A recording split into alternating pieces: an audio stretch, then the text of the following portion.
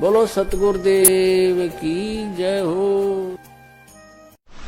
परमात्मा ऐसी ही लीलाएं किया करता है, तभी उसको भगवान कहते हैं, प्रभु कहते हैं, स्वामी कहते हैं, मालिक कहते हैं और परमेश्वर कहते हैं।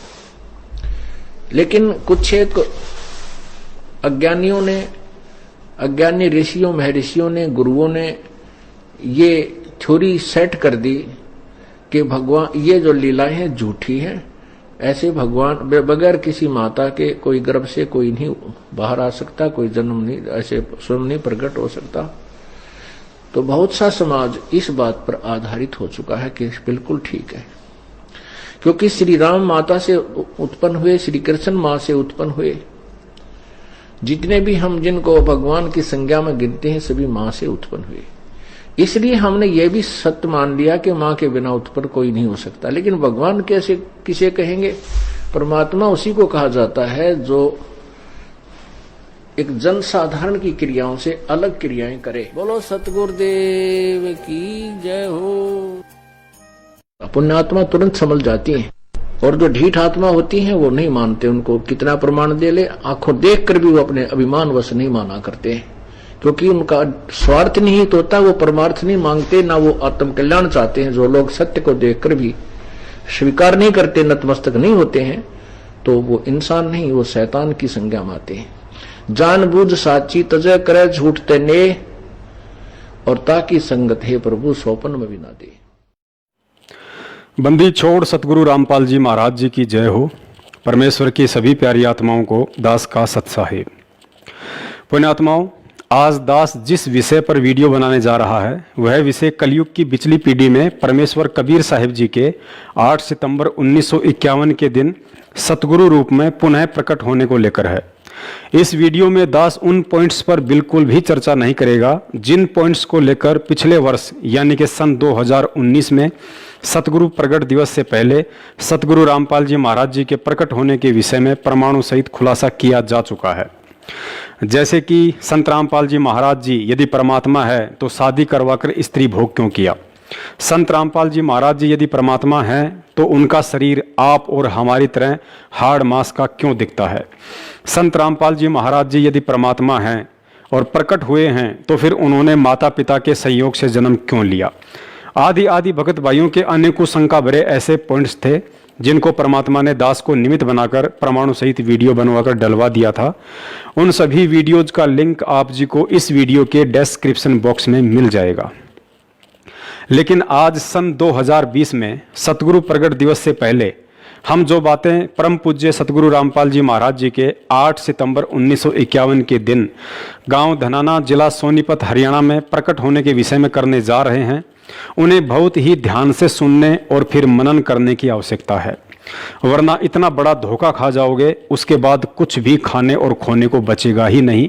तो चलिए परमेश्वर शुरू करवाते हैं आज का वीडियो। पुण्यात्माओं, निसंदेह औरत को औरत ही जन्म देती है। 18-20 वर्ष तक उसे माँ का प्यार देती है, एक जिम्मेदार नारी बनाती है। पिता उसकी रक्षा और पालन पोषण की जिम्मेदारी उठाता है। माता पिता अपना पेट काटकर उसकी हर इच्छा पूरी करने की भरपूर कोशिश करते हैं। लड़की भी पूरी तरह अपने माता पिता के प्रति समर्पित होती है। उसे दुनिया में अगर कोई मूल्यवान दिखाई देता है तो केवल उसके माता पिता, और होना भी चाहिए। यदि माता पिता ने अपनी जिम्मेदारियों का ठीक से निर्वाह ना किया होता तो शायद बच्ची का भविष्य अंधकारमय हो जाना था। लेकिन जब वही बच्ची युवा होकर शादी के बंधन में बंध जाती है तो उसी दिन से अपना सर्वस्व अपने पति देव को सौंप देती है, अर्थात अपने पति के प्रति उतनी ही और उसी तरह समर्पित हो जाती है जिस तरह का समर्पण भाव शादी से पहले अपने माता पिता के प्रति हुआ करता था। पति उसके लिए परमेश्वर हो जाता है। उसे माता पिता याद अवश्य रहते हैं, लेकिन शादी के बाद माता पिता की इतनी आवश्यकता महसूस नहीं करती है जितनी कि अपने पति के सहारे की। और एक पतिव्रता औरत का यही समर्पण भाव पति के हृदय में उसके लिए विशेष प्यार और सम्मान पैदा करता है।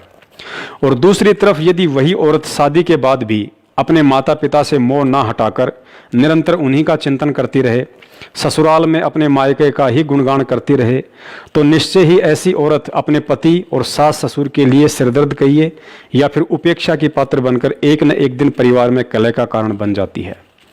पुण्यात्माओं, ठीक यही स्थिति आध्यात्मिक जीवन में एक पतिव्रता आत्मा अर्थात सुयोग्य भगत को अपनी समझनी चाहिए।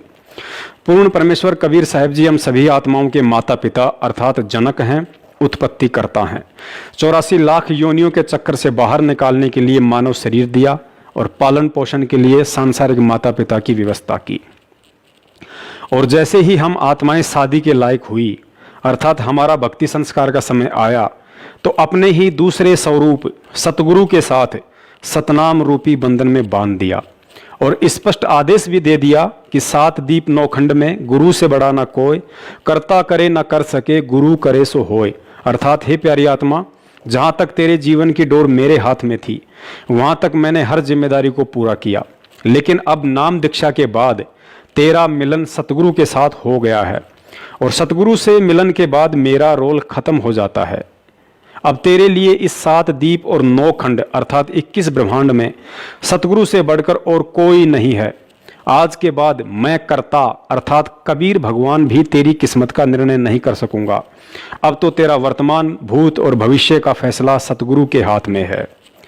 यदि आज के बाद सतगुरु से नाम दीक्षा लेने के उपरांत तूने अनजाने में भी मुझ कर्ता अर्थात कबीर भगवान से किसी रहम, समा या इच्छित वस्तुओं की कामना या फिर याचना की तो यह तेरी महाभूल होगी और तेरा सतगुरु भी तेरे से रुष्ट हो सकता है। फिर कहते हैं, गुरु बड़े हैं गोविंद से, मन में देख विचार, हरि सुमरे सो रह गए और गुरु भजे हो पार।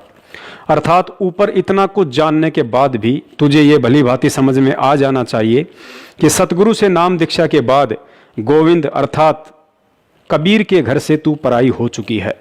अब तेरा पति परमेश्वर सतगुरु है, उसकी खुशी में ही तेरी खुशी और उसकी इच्छा में ही तुझे राजी रहना होगा।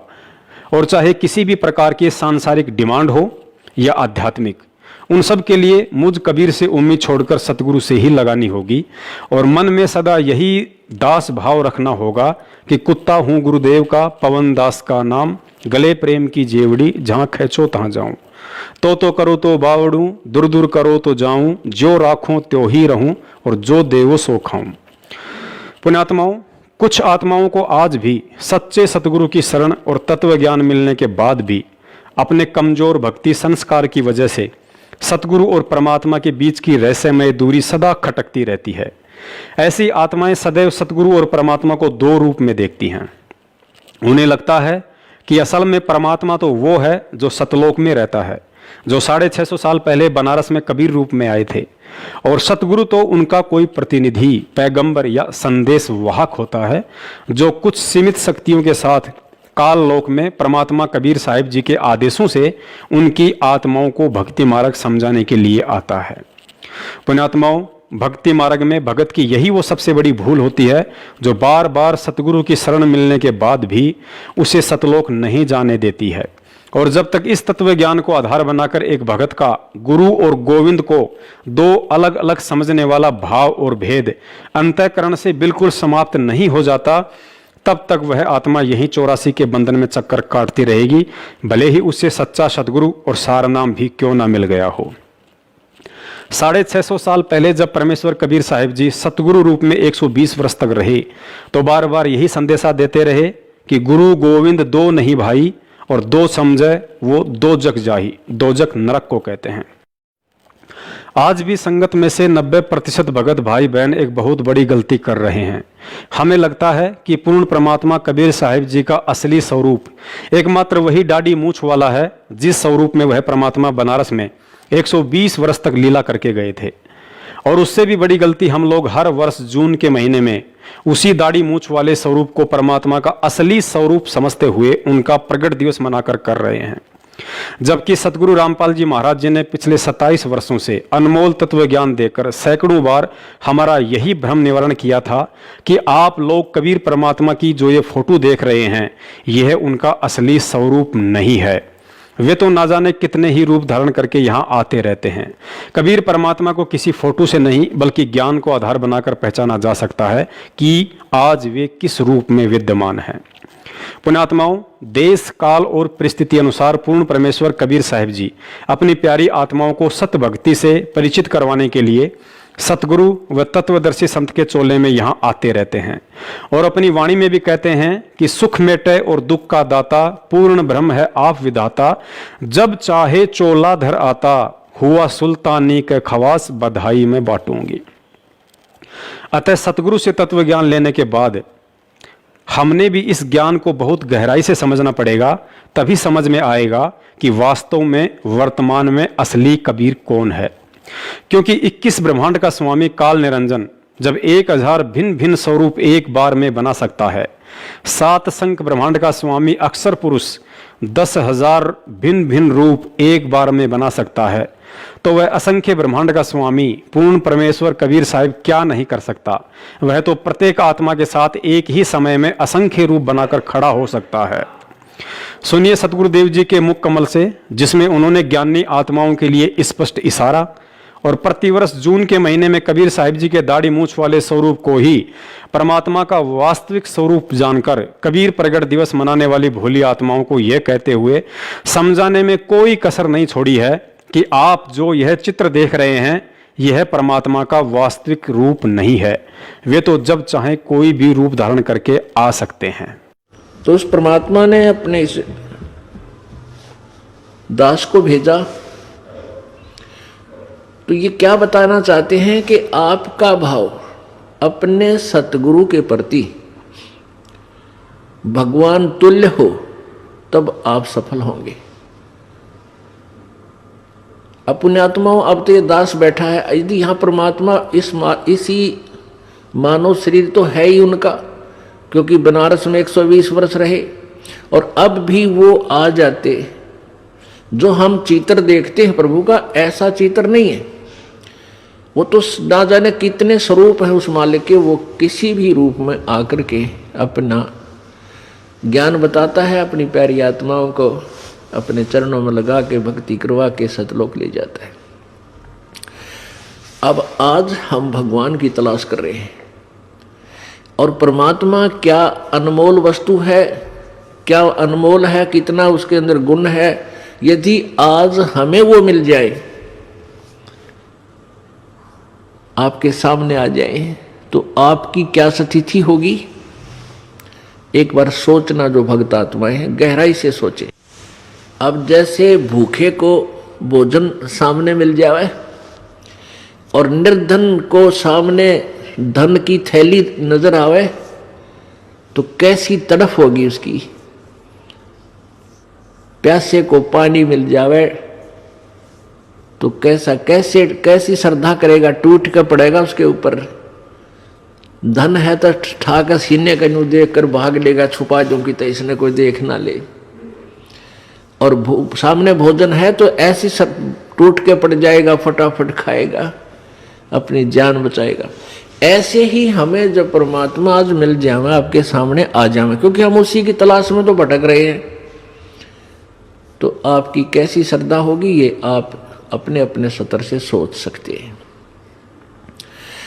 अब वो भगवान यहां आ जाए, अरदास के स्थान पर बैठकर सत्संग करने लग जाए, क्योंकि ज्ञान तो देना ही पड़ेगा उन्होंने, तो आपकी कैसी भावना होगी। आंखों में आंसू हो, हृदय में प्यार हो, और कोई भी अवगुण हम भगवान में देख नहीं सकते, क्योंकि भगवान में अवगुण होता ही नहीं। तो यहां हम इसी दृष्टिकोण से परमात्मा के भेजे हुए इस दास को आपने ऐसे ही देखना है, ऐसे विचार रखने, ताकि आपकी आत्मा परमात्मा पाने योग्य बनी रहेगी, उसमें मैल नहीं आवेगा।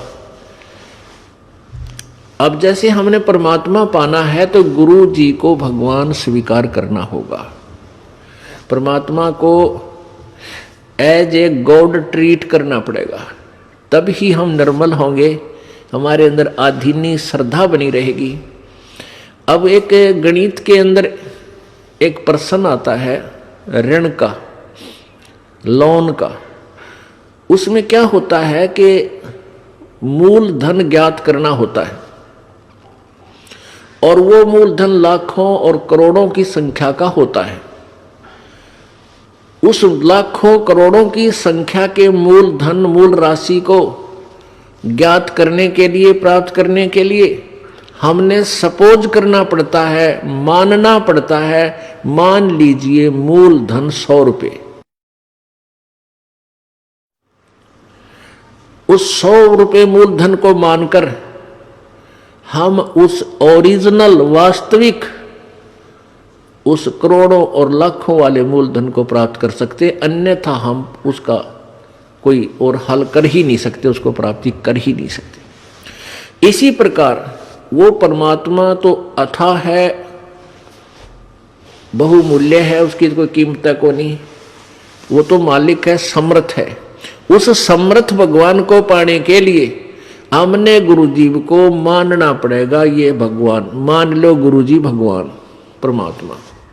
तो इस दास को यानी अपने गुरुजी को परमात्मा मानने से एक छोटी सी राशि है 100 रुपये लाखों और करोड़ों की तुलना में, फिर भी उसके बिना वो लाखों और करोड़ों वाला मूलधन आपको प्राप्त नहीं हो सकता, कभी नहीं हो सकता। आप जी ने अपने गुरुजी को भगवान मान लेना चाहिए। पुण्यात्माओं, इस वीडियो में सतगुरुदेव जी ने एक और बात पर बार बार जोर दिया है कि यदि आपने मोक्ष चाहिए तो गुरुजी को भगवान के तुल्य मानना पड़ेगा, कि मान लो गुरुजी भगवान। पुण्यात्माओं, सतगुरु रामपाल जी महाराज जी के द्वारा गुरुजी को परमात्मा तुल्य मानने के लिए ये बात कहना कि मान लो गुरुजी भगवान, इस बात को भी हमें गहराई से समझना पड़ेगा कि आखिर सतगुरु रामपाल जी महाराज स्वयं पूर्ण परमेश्वर कबीर साहिब होते हुए भी यहाँ स्पष्ट रूप से अपने आप को भगवान ना कहकर गुरु जी को भगवान तुल्य मानने के लिए क्यों कह रहे हैं। परमेश्वर कबीर साहिब जी 650 साल पहले बनारस में अपने परमात्म स्वरूप को छुपाते हुए एक सतगुरु की भूमिका कर रहे थे और अपने ही तीनों रूप अर्थात परमात्म रूप, सतगुरु रूप और एक साध अर्थात परम भगत वाले रोल को समझाते हुए कहा था कि साहिब से सतगुरु भय और सतगुरु से भय साध, ये तीनों अंग एक हैं, गति कुछ अगम अगाध। अर्थात वह पूर्ण परमात्मा कबीर अपने सतलोक में स्वयं परमात्मा अर्थात साहिब रूप में तो बैठा ही है, इसके अलावा अपने परमात्मा वाले रूप को हल्का तेज पुंज का बनाकर सतगुरु की भूमिका और फिर किसी नेक आत्मा को अपना मुंह बोला गुरु धारण करके एक सुयोग्य शिष्य की भूमिका भी स्वयं ही करता है, ताकि अपने फॉलोअर्स को ये शिक्षा दे सके कि परमात्मा के सत भक्ति वाले मोक्ष मार्ग में जब तक आपका अपने गुरु के प्रति श्रद्धा, भाव, व्यवहार, आचार विचार, लगन और विश्वास इतना नहीं होगा जितना कि मैंने अपने गुरु के प्रति समर्पित होकर एक उदाहरण पेश किया है, तब तक आप सतलोक जाने के अधिकारी नहीं बन सकते।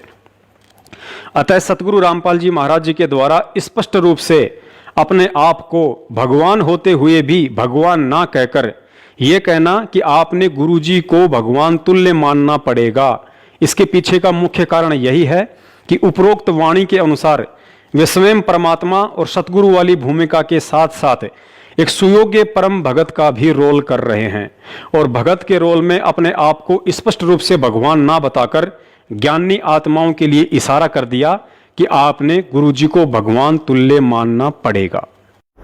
परमात्मा कहते हैं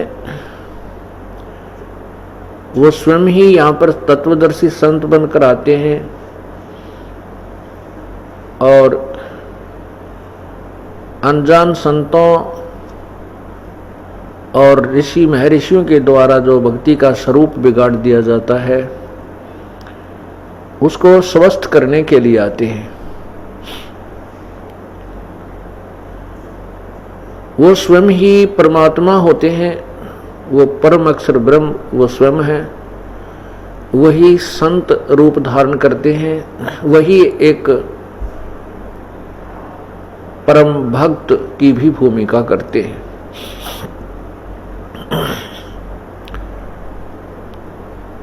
वो हमारे लिए एक उदाहरण छोड़कर जाते हैं, अपनी अमृतवाणी सौ संवेद अपने मुखारविंद से वो इस तत्व ज्ञान का उच्चारण करके और एक अनमोल वस्तु हमारे को प्रदान कर जाते हैं। उसी तत्व ज्ञान में अर्थात सौ संवेद में क्या कहते हैं, कबीर राम बुलावा भेजिया दिया कबीरा रो, जो सुख है संत के संग में वो बैकुंठ में न हो। आज विश्व की मानव आबादी, मानव जनसंख्या 7 अरब से ऊपर मानी जाती है, काउंटिंग हो चुकी है। और इस 7 अरब के अंदर ये दास है एक तत्वदर्शी संत। अब वो परमात्मा है जिसने आकर खुद यहाँ पर सत्संग किया और सच्चा ज्ञान दिया। वही सतगुरु है और वही आकर के यहाँ एक सच्चे भक्त की भूमिका करते हैं, एक नेक नागरिक का अभिनय भी वही करते हैं। अपना करके खाओ, जैसे रखे भगवान न्यू रहो, ज्यादा इस दौड़ धूप माया की संग्रह करने में अपना जीवन मत नसाओ, नाश ना करो। ये एग्जाम्पल दिया दाता ने, और जो ये भी उन्होंने प्रमाणित कर दिया कि जो सच्ची लगन से मुझे भजता है, संसार की दृष्टि में बेशक निर्धन दिखा है, पर भगवान की दृष्टि में सबसे धनवान है। परमात्मा सत्संग परमात्मा ही किया करते हैं, क्योंकि सत्य भगवान ही बोल सकता है, सत्य परमात्मा ही बता सकता। परमात्मा ने कहा था चौथा युग जब कलयुग आवेगा तब मैं अपना एक दास बेचूंगा। परमात्मा छुपकर ही बोलते हैं। पुण्यात्माओं, जब तक इस तत्व ज्ञान और सतगुरु के संकेतों को आधार बनाकर हम सतगुरु के चोले में परमात्मा को नहीं देखेंगे, तब तक हम हृदय से गुरुजी को लाख जन्म भी भगवान स्वीकार नहीं कर पाएंगे, चाहे कोई कितनी ही बात क्यों ना बनाए। एक तरफ गुरुजी को परमात्मा मानना और दूसरी तरफ यह मानना कि गुरुजी स्वयं परमात्मा ही होते हैं, अन्य कोई गुरु हो ही नहीं सकता, इन दोनों बातों में रात दिन का अंतर होता है। इस बात को गहराई से समझिए।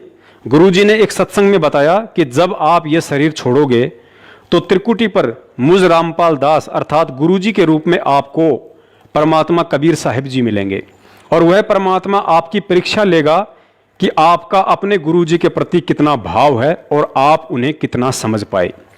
अब त्रिकुटी पर वो भगत 101% फेल हो जाएगा जो पृथ्वी लोक पर गुरुजी के सत्संगों वाले इशारों को ना समझकर आजीवन उन्हें हृदय से भगवान ना मानकर केवल भगवान के तुल्य ही समझता रहा कि मान लो गुरुजी भगवान।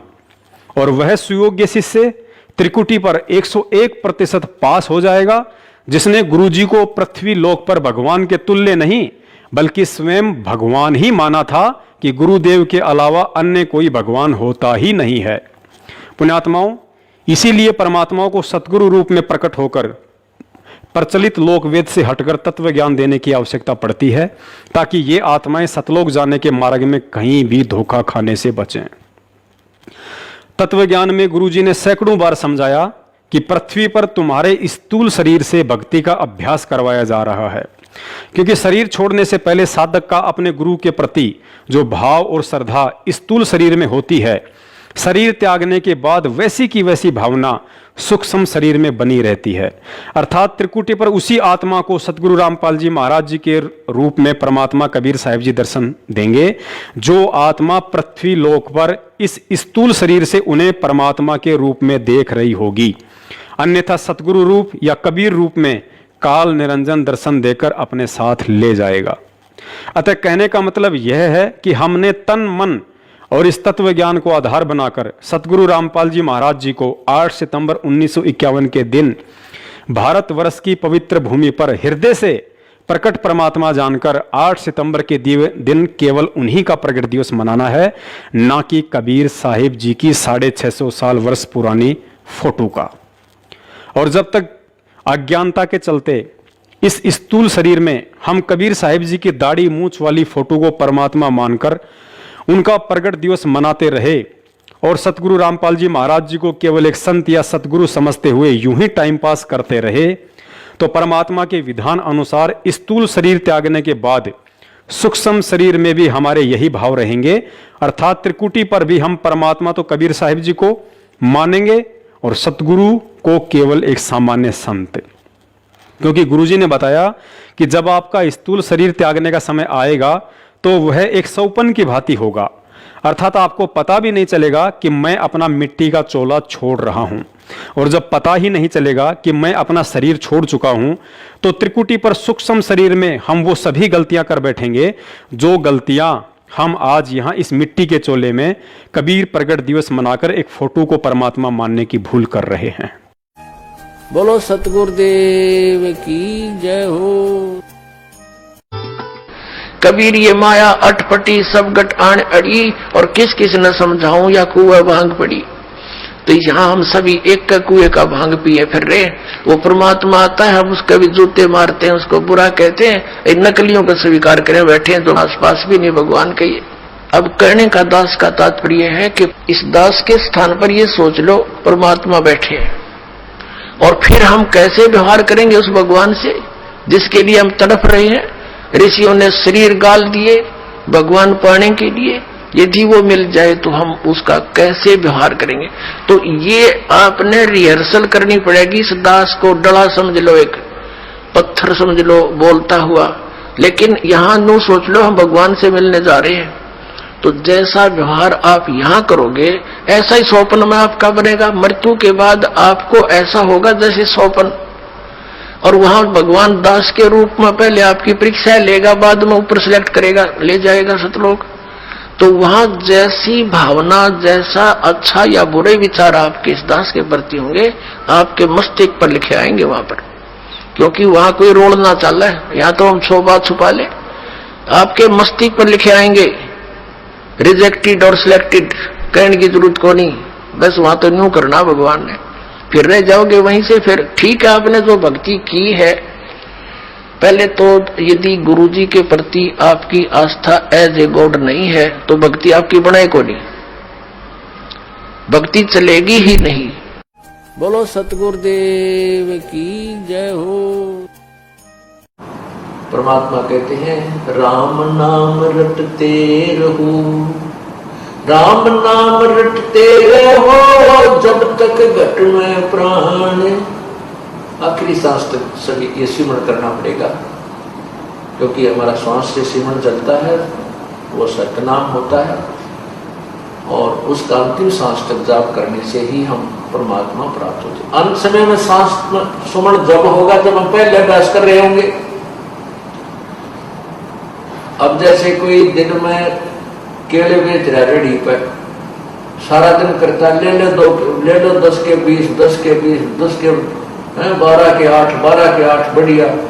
रात ने फिर वही में रुके मारे सारी रात, ले लो 8 के 12, 12 के 8, 12 के 8। तो जैसा उसने दिन में अभ्यास किया ऐसा ही रात में। एक समय हम पढ़ा करते छोटे छोटे 5वीं 6वीं 4थी में, हमारा एक चाचा था दूसरे दादा का, वो बोल रहा था कि किसी के भी आकर रात में दिन में वही खाना खा लेता हुए सो जाया करता। वो बाजरे का रुखाला जाया करता, बाजरे का रुखाला जाते थे। चिड़िया बहुत परेशान करती हैं, बाजरे को खाती हैं, उनको सारा दिन रुखवाले ने ऐसा करना पड़ता, हर हर लोग को फटकना रखते थे, गोफिया वो छोड़ते थे, खुद का आवाज लगाते थे। तो दिन में वो 1-2 महीने पक्का अभ्यास हो जाता हुर्र का। वो एक दिन हमारे हम ऊपर पढ़ रहे थे, गर्मियों के दिन होते हैं वो, तो वो आके वहां सो गया, हम अपना पढ़ रहे थे, वो एकदम जोर तो उठा, हम भी डर गए, वहां क्या हो गया। हमने उठाया, वहां चाचा क्या हो गया तेरे। वो उठ कर देखने लगा, नो बोला मन ने सोचा मैं वहां खेत में बाजरे का रुखाली कर रहा और चिड़िया आ गई, वो खा रही है, उनको भगा रहा था हुर्र करके। अब दिन में हुर्र करेगा तो रात में हुर्र याद आएगी। अब हम सारे जीवन में परमात्मा याद करेंगे, मरेंगे, मरते समय हमारा भगवान याद आएगा। और जिसने परमात्मा याद किया नहीं, सारा दिन सारी उम्र खो दी 2 के 20 बनाने में, तो उसका समय परमात्मा याद नहीं आएगी, वही बातें वही कुमत याद आएगी। बोलो सतगुरुदेव की जय हो। तो पुण्यात्माओं, पूज्य गुरुदेव जी के द्वारा अकाट्य प्रमाण देने के बाद अब तो कुछ आंखें खोलो और पहचानो कि वास्तव में असली कबीर परमेश्वर कौन है।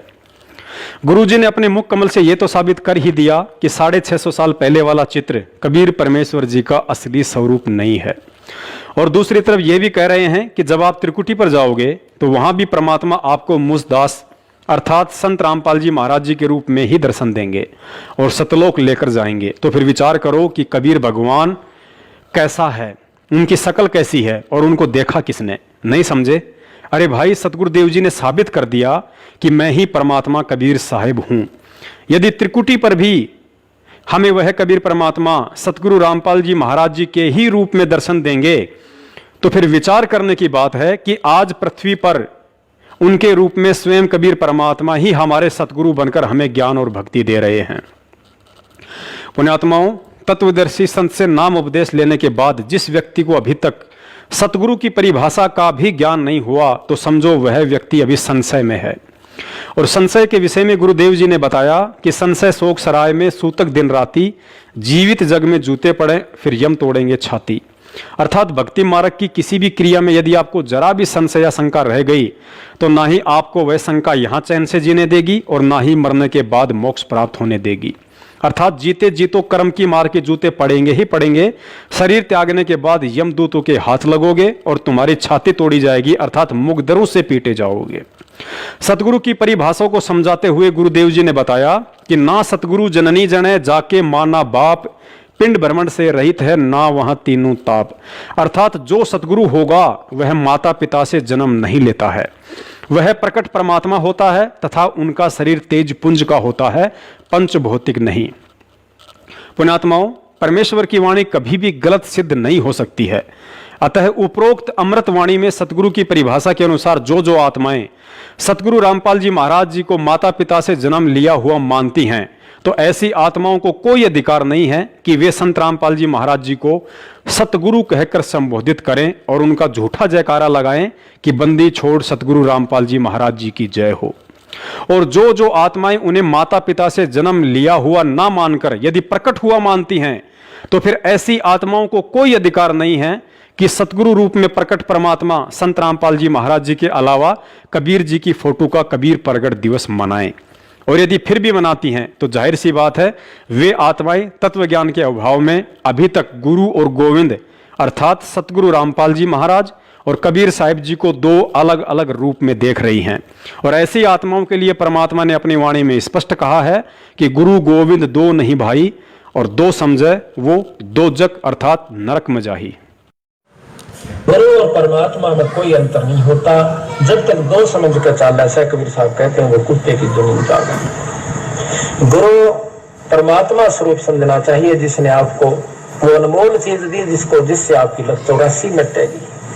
तो कहते हैं हरि के रूठे कबीर गुरु जय रूस जा, हरि जय रूस जा तो गुरु की शरण में जा, और कबीर गुरु जय रूस जा फिर हर नहीं करे साहब। पुण्यात्माओं, इसके अलावा सतगुरु देव जी ने अपने सत्संग में भगत के लिए एक ऐसा फॉर्मूला बताया है जिसको अपनाने से भगत को अपने गुरु में किसी सामान्य संत के नहीं बल्कि साक्षात परमात्मा के ही दर्शन होने लगेंगे। इस अनमोल फॉर्मूले में गुरुजी ने बताया कि यदि आपका भाव अपने गुरु में परमात्मा तुल्य नहीं बन पा रहा है तो इसका एक ही उपाय है कि आप सूक्ष्म वेद में वर्णित परमात्मा के लक्षणों को अपने गुरुजी पर लक्षित करना सीखो। उसके बाद ऑटोमेटिक आपका भाव और श्रद्धा अपने गुरुदेव में परमात्मा जैसी बनने लगेगी। अर्थात परमात्मा का प्रथम लक्षण होता है कि वे कभी किसी माता पिता से जन्म नहीं लेते हैं, वे अविनाशी व सौद स्वरूपी होते हैं। अतः आपने परमात्मा का यह लक्षण अपने गुरुदेव पर लक्षित करके फिर उन्हें उसी दृष्टि से देखना है कि मेरे गुरुदेव पूर्ण परमात्मा हैं जो किसी माता पिता के गर्भ से नहीं बल्कि 8 सितंबर 1951 के दिन भारतवर्ष की पावन भूमि पर 650 साल पहले धर्मदास जी से किए वायदे अनुसार कलयुग की इस बिचली पीढ़ी में हम जीव आत्माओं के उद्धार के लिए प्रकट हुए। लीला वह परमात्मा ऐसे ही करता है ताकि काल भी भ्रमित होकर उन्हें पहचान ना सके। फिर हम तुच्छ बुद्धि जीवों की तो औकात ही क्या। लेकिन सतगुरु के चोले में वह प्रकट परमात्मा अपने बच्चों को यह विशेष मूल ज्ञान देकर फिर स्वयं ही अपनी पहचान करवाता है कि चरम दृष्टि से माता पिता के सहयोग से जन्म लेकर आया हुआ सतगुरु रूप में मैं कबीर परमात्मा तुम्हारी तरह जन्म लेकर नहीं बल्कि प्रकट होकर अपना तत्व ज्ञान प्रचार करता हूं, क्योंकि पूरी पृथ्वी पर एक समय में केवल एक ही सतगुरु होता है और उस एकमात्र सतगुरु की भूमिका स्वयं वह कबीर परमात्मा ही कर सकता है, अन्य कोई भी करने में समर्थ नहीं होता है। अतः इस भाव से जब हम विचार करेंगे तो अंत में यही पाएंगे कि मैं जिस महापुरुष संत रामपाल जी महाराज जी को सतगुरु कहकर संबोधित करता हूं वह कोई और नहीं बल्कि स्वयं सतलोक का राजा कबीर परमात्मा है। सुनिए सतगुरुदेव जी के मुख कमल से, जिसमें वे स्पष्ट संकेत कर रहे हैं कि जब तक आप परमात्मा के लक्षणों को अपने गुरुजी पर लक्षित नहीं करोगे तब तक आपका वो भाव नहीं बन सकता जिस भाव से सतलोक की प्राप्ति होती है। लेकिन आपके लिए परमात्मा का विधान है, गुरु गोविंद कर जानियो और रहियो शब्द समाए, मिले तो दंडवत बंदगी नहीं पल पल ध्यान लगावे, कि गुरु को भगवान मानकर चलना और रहियो शब्द समाए। शब्द समाये रखना मतलब जो उसने मंत्र दिया है वो सत मंत्र सतनाम यानी सत भक्ति, उसमें लीन रहना, गुरु जी को भगवान मानना और जो उपदेश मंत्र दिया है उसमें समाये रहना, उसकी भक्ति पर ज्यादा ध्यान रखना। और जब भी मिले तो दंडवत बंदगी, जहां मिले वहां दंडवत प्रणाम करना, और नहीं मिल पाते हो जैसे घर पे तो पल पल ध्यान लगावे, यानी परमात्मा के गुणों को अपने गुरु जी के ऊपर लक्षित करे और फिर आपका भाव बनेगा, एक प्यार जागेगा इस दास के प्रति जैसा इस काल के प्रति जाग्या था, और वही कसक आपकी इस दास के प्रति होगी तभी हम वहां चलेंगे। जिस कसक के साथ हम वहां डटे नहीं डटे, तो ऐसा ही भाव अब हम कैसे भावित होते हैं, जैसे एक हीरो या हीरोइन नकली बात बना के, एक तो उसने पढ़ावे फिर वो बोल रहा है, उसके एक दो डायलॉग पर हम आसक्त हो जाते हैं, वो हो बड़ा क्या बात कही, बड़ा सुंदर बोला, और यहाँ दास ने ऐसा पिटारा खोल दिया इन बोलों का वचनों का। तो इस आधार से भी आपने प्रभावित होना चाहिए, जब आपकी आत्मा निर्मल हो जाएगी। कमाल कर दिया गुरु जी ने, तो ऐसे निर्णय करके ज्ञान दे दिया। तो हमने ऐसे प्रभावित होना है और आसक्त होना है उस परम पिता पर इस दास के माध्यम से। ये रिहर्सल आपकी फिर ऊपर जाके काम आवेगी जो आप यहां करोगे। बोलो सतगुरुदेव की जय हो। पुण्यात्माओं, परमेश्वर का तत्व ज्ञान कहता है कि किसी संत के द्वारा अपने आप को सतगुरु कहलवाना कोई साधारण बात नहीं होती है। आज गुरुदेव के संकेतों को समझना तो कोसों दूर की बात हो गई, क्योंकि संगत में से ही 90% लोग अपनी अंतरात्मा से ये कतई मानने को तैयार नहीं हैं कि सतगुरु रामपाल जी महाराज 8 सितंबर 1951 के दिन प्रकट हुए होंगे। और यही कारण रहा कि आज तक चंद सत्सेवकों के अलावा किसी ने भी सतगुरु रामपाल जी महाराज जी का प्रकट दिवस नहीं मनाया, क्योंकि 90% भाई बहन आज भी उन्हें इंद्रो माई के गर्भ से जन्म लिया हुआ ही मानते हैं। चंद सत्सेवकों को निमित्त बनाकर परमात्मा के द्वारा सैकड़ों बार सतलोक आश्रम मैनेजमेंट हरियाणा के पीछे निपट अंधी होकर भेड़ चाल में मस्त संगत को अवगत करवाने के बाद भी कबीर प्रगट दिवस मनाकर अपनी अज्ञानता और मूर्खता का बार बार प्रमाण दे रही पढ़ी लिखी संगत के बंद आंख नाक कान खोलने के लिए इस वीडियो में सतगुरु रामपाल जी महाराज जी ने 8 सितंबर 1951 के दिन स्वयं के प्रकट होने के विषय में खुलकर संकेत करते हुए कहा है कि परमात्मा जब आए थे तो उनकी विलक्षण देह थी। फिर कहा कि विलक्षण थी और है भी का अर्थ है कि आज भी है। फिर आगे कहा कि 650 साल पहले भी परमात्मा प्रकट था और आज भी है। पुण्यात्माओं, सतगुरुदेव जी के इस शब्द को ध्यान से सुनना कि आज भी प्रकट है। अके नाम कहा नहीं जाई, इसको बोलना नहीं है, इसको बोल के जाप नहीं करना, सूरत से जाप करना है। ये बोल के सुना दिया लेकिन इसका जाप बोल कर नहीं होगा, इसलिए अकह कहा है। विधेय इसलिए कहा इसको कि जैसे परमात्मा का भी शरीर था और धर्मदास का भी शरीर था, लेकिन परमात्मा विधेय कहा करते, विलक्षण देही थी उनकी, साकार हैं, थे भी हैं भी, उस समय प्रकट थे, अब भी हैं। और इसी प्रकार इस मंत्र को विधेय मंत्र का। पुण्यात्माओं, एक और बात पर गहन विचार करो। आज हम जितने भी भगत हैं सब के सब पूज्य या परम पूज्य शब्द केवल सतगुरु रामपाल जी महाराज जी और कबीर साहिब जी के आगे ही क्यों लगाते हैं, जबकि परम अक्षर ब्रह्म के अवतार तो आदरणीय गरीबदास जी महाराज जी से लेकर सत सुकृत ऋषि तक सभी महापुरुष थे। उन सभी रूपों में भी तो स्वयं कबीर साहिब ही आए थे, फिर वे हमारे लिए आज पूज्य क्यों नहीं है? क्योंकि सतलोक में कबीर शब्द परमेश्वर का असली नाम है, इसलिए हम इस शब्द के आगे पूज्य शब्द लगाते हैं। और वही कबीर सतगुरु रामपाल जी महाराज जी के रूप में आज हम सबके सामने प्रत्यक्ष है, जिनसे हमारा पूर्ण मोक्ष संभव है। इसलिए हम सतगुरु रामपाल जी महाराज शब्द के आगे भी पूज्य शब्द लगाते हैं। जबकि गरीबदास जी महाराज करुणामय, मुनिंद्र या सतसुकृत, ना ही तो ये नाम परमात्मा के वास्तविक नाम है और ना ही उन महापुरुषों से हमारा मोक्ष हुआ। वे केवल उन आत्माओं के लिए उस समय परम पूजनीय थे जिस समय वे उनके सतगुरु रूप में पृथ्वी पर विद्यमान थे। अतः वर्तमान में वे सभी महापुरुष हमारे लिए आदरणीय हैं, ना कि पूजनीय।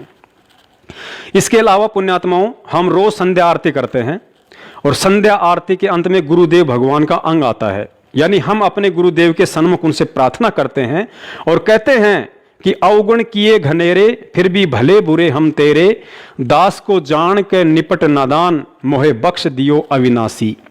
अर्थात हम रोज सतगुरु रामपाल जी महाराज जी को अविनाशी कहकर उनसे प्रार्थना करते हैं कि हे अविनाशी गुरुदेव, आपके विधान और तत्व ज्ञान से अपरिचित होने के कारण इस दास ने बहुत अवगुण किए हैं।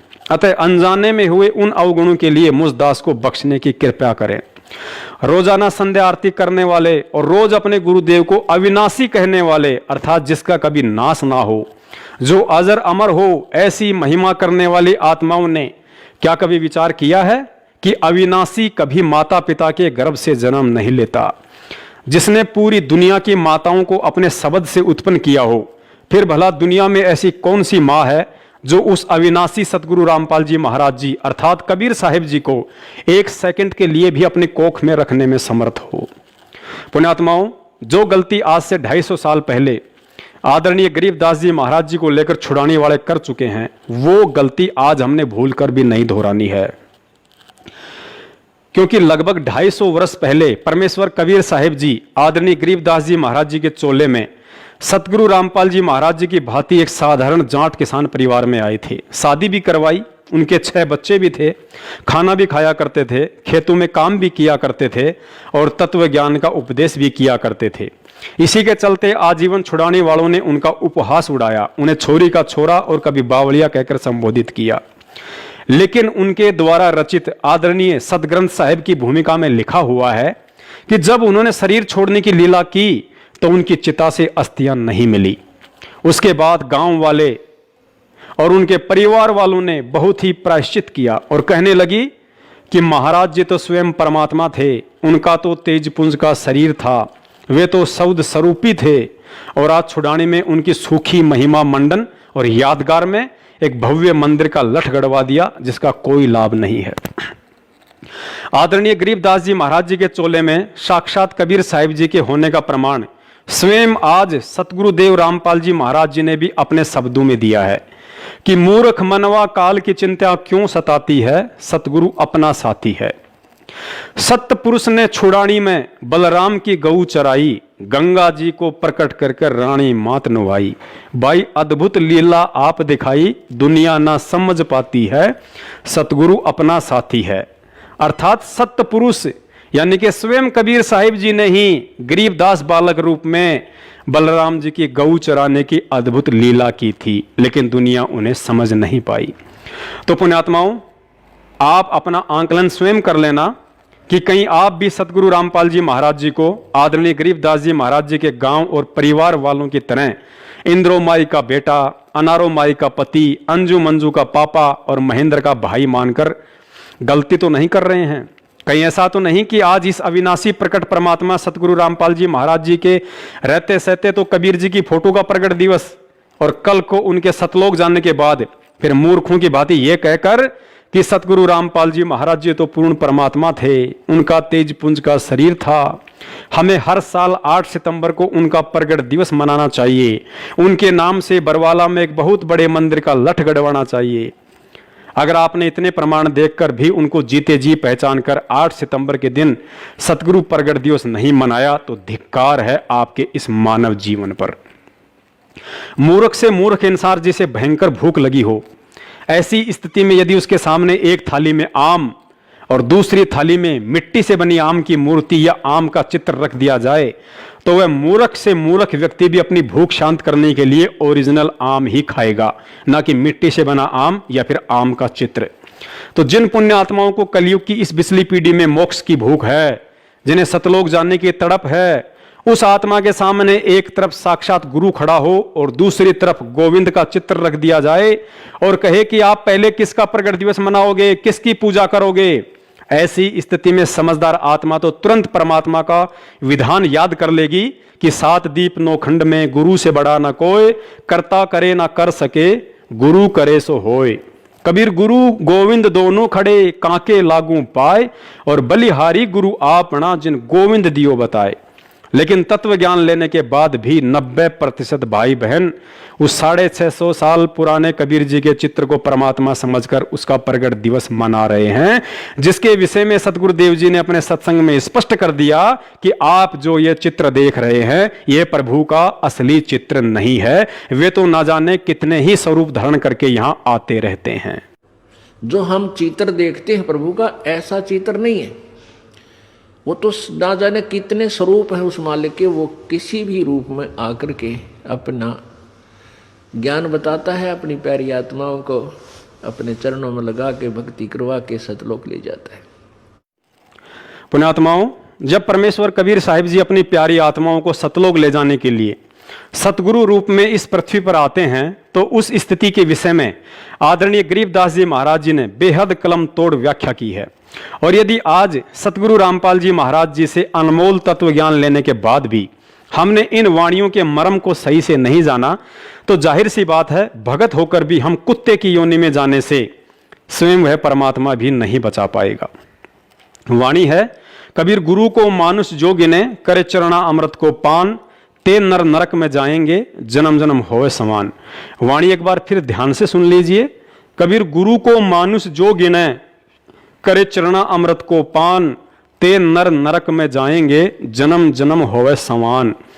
सबसे पहले तो यह समझना अति आवश्यक है कि आदरणीय गरीबदास जी महाराज जी की यह वाणी स्पेशल उन आत्माओं के लिए है जो वर्तमान में सतगुरु रामपाल जी महाराज जी से नाम दीक्षित हैं, ना कि भक्ति मार्ग से अनजान सांसारिक व्यक्तियों के लिए।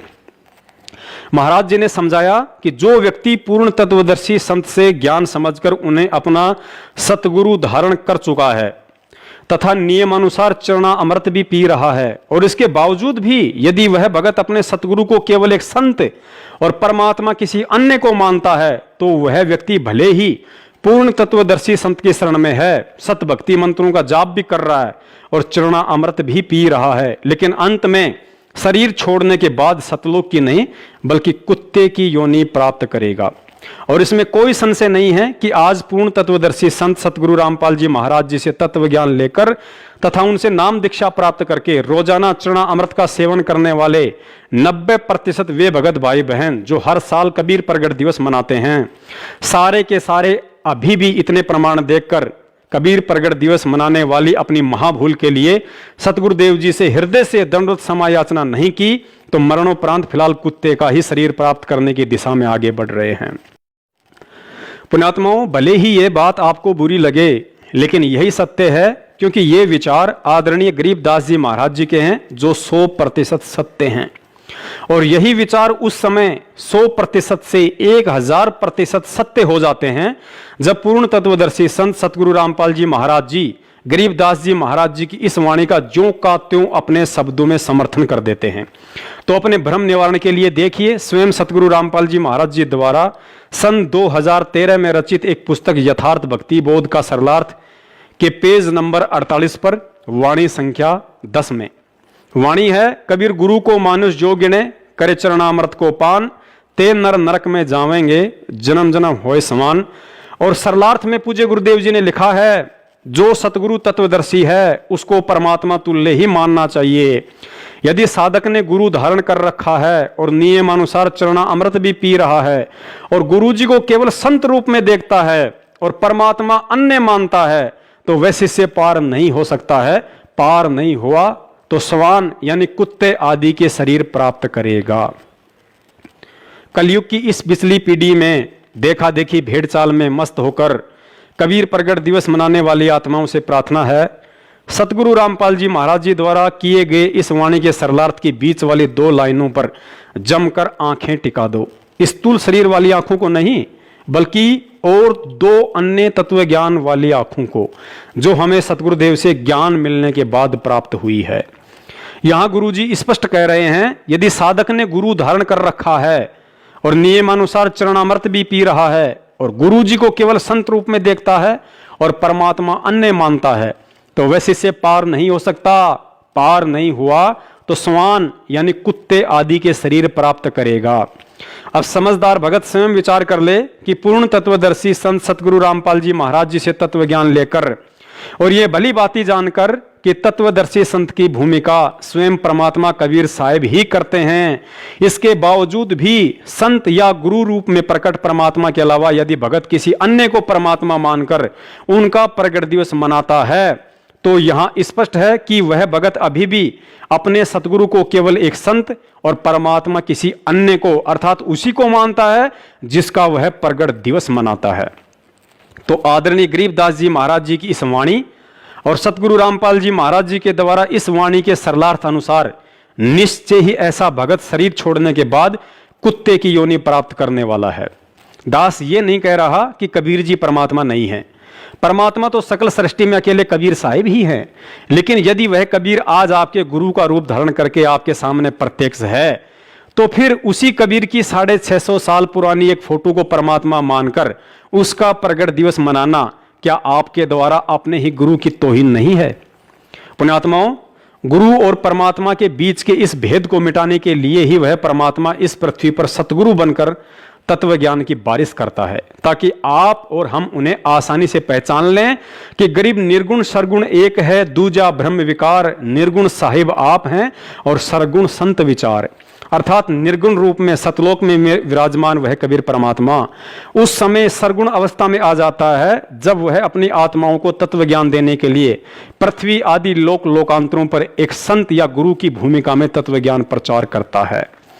परमेश्वर जी ने बताया कि आदरणीय धर्मदास जी व नानक साहिब जी सहित अनेकों आत्माओं का निर्गुण सरगुण को लेकर नकली संतों द्वारा पैदा किया गया भ्रम उस समय समाप्त हो गया जब उन आत्माओं ने सतलोक के सिंहासन पर अन्य तेजोमय रूप में उसी महापुरुष को बैठा पाया, जो महापुरुष एक साधारण संत के रूप में उनका गुरु बनकर उन्हें नीचे से सतलोक लेकर गया था। उसके बाद तो उन आत्माओं में शंका की कोई गुंजाइश ही नहीं रही। और जब यही नज़ारा सतलोक में आदरणीय गरीबदास जी महाराज जी ने भी देखा, तो नीचे आकर कलयुग की वर्तमान बिचली पीढ़ी वाली हम अज्ञानी आत्माओं का मोत या बिंद हटाने के लिए अपने ग्रंथ साहिब में लिखा था कि गुरु को मानुष जो गिणे करे चरणा अमृत को पान, ते नर नरक में जाएंगे जन्म जन्म होए समान। पुण्यात्माओं, एक विशेष विचारणीय बात और है। जिस तरह आज स्वयं वह कबीर परमात्मा एक संत अर्थात सतगुरु रामपाल जी महाराज जी के रूप में आकर और अपने आप को छुपाते हुए यह कहकर कि मैं तो उस कबीर परमात्मा का भेजा हुआ पैगंबर हूं, संदेश वाक हूं, परमात्मा तो कबीर साहिब हैं जो सतलोक में रहते हैं। ठीक इसी प्रकार जब यही परमात्मा जिंदा महात्मा यानी एक संत रूप में आदरणीय धर्मदास जी, नानक साहिब जी, गरीबदास जी व मलुकदास जी सहित दादू जी को मिले, तो उन्हें भी यही कहा करते थे कि भाई मैं तो उस परमात्मा का भेजा हुआ नुमाइंदा हूं, परमात्मा तो सत्य पुरुष है जो सतलोक में रहता है। और साथ में यह भी बताया कि वह परमात्मा सतयुग में सत्सुकृत, त्रेता में मुनिंद्र और द्वापर युग में करुणामय ऋषि के रूप में एक तालाब पर कमल के विकसित फूल पर प्रकट हुआ था। उनकी परवरिश कंवारी गायों के दूध से हुई थी।